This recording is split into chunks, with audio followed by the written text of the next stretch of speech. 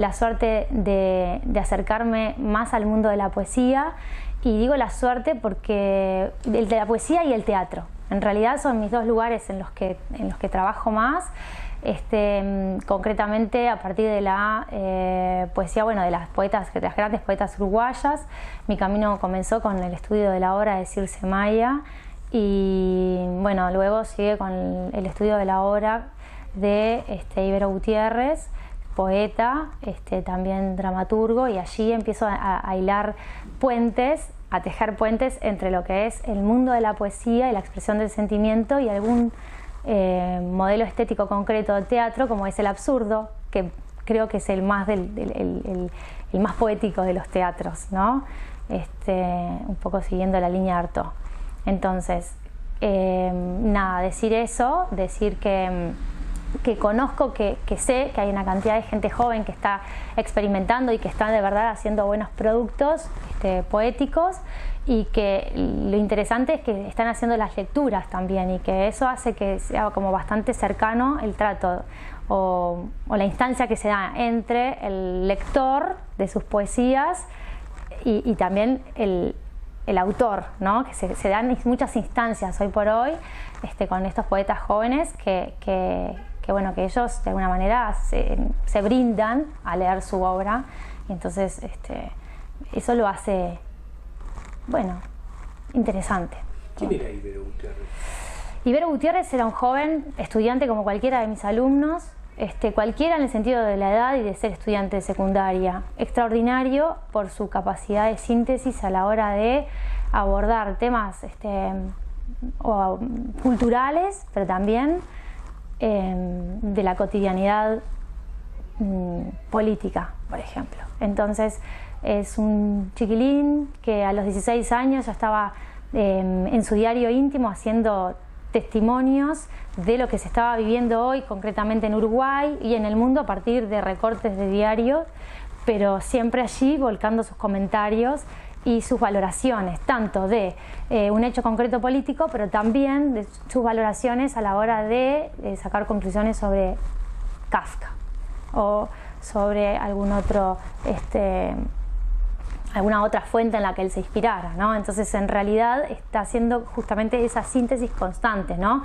Llevando el arte en el día a día y midiéndolo y leyéndolo desde la lupa de la sensibilidad del 68, concretamente uruguayo, ¿no? Aunque se pueden también tirar líneas y unirlo con el 68 global, ¿no? Entonces, desde ese lugar vemos a un estudiante, a un joven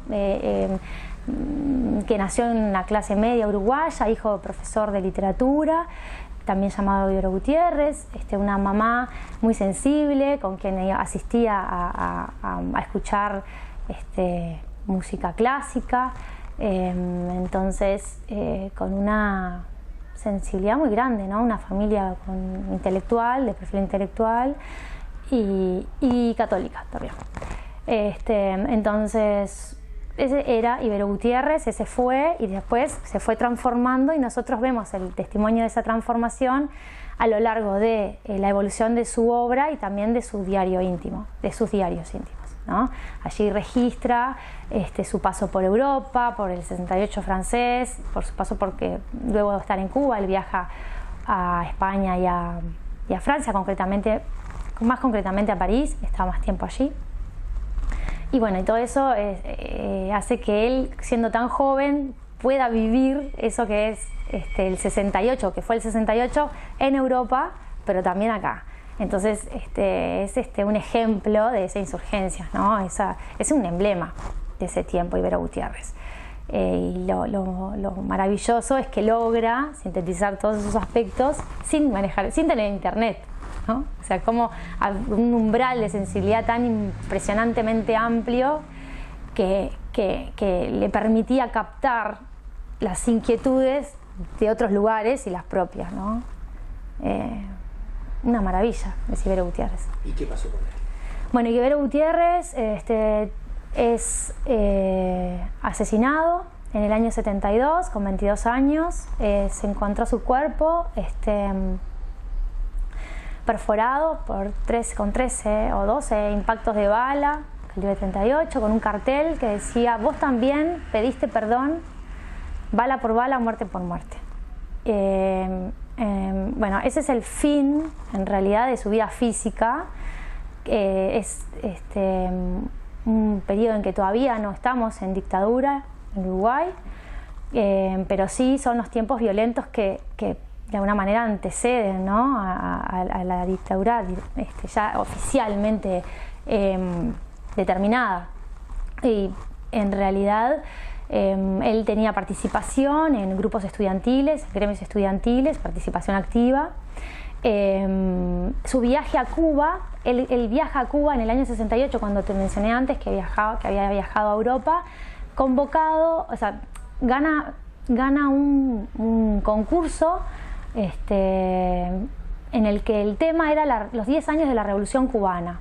Él escribe sobre eso y gana el primer premio junto con otro uruguayo, que no recuerdo ahora el nombre, y viajan a Cuba como premio, ¿no? Y allí está una temporada,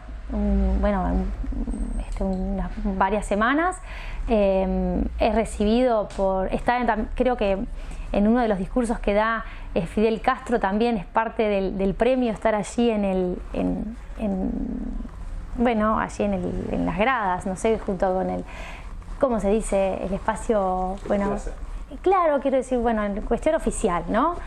Y de allí, dado que acá en Montevideo se estaba viviendo bastante tensión política, los padres le dicen que aproveche ese viaje, que conozca Europa, para sacarlo un poco del ambiente de tensión política que se estaba viviendo acá en Uruguay. Y bueno, él viaja a Madrid y a París, como dijimos antes, pero claro, se encuentra con dos ciudades, concretamente una, París, en plena revuelta joven. Entonces, tal vez ese ánimo irreverente no se aplacó y volvió con una sensibilidad y con una visión global que invitaba a seguir luchando, ¿no?, de alguna manera, y a seguir cuestionando y a seguir incomodando. Eso creo que es Ibero Gutiérrez, alguien que ha incomodado. Estuvo preso varias veces antes de que finalmente lo mataran.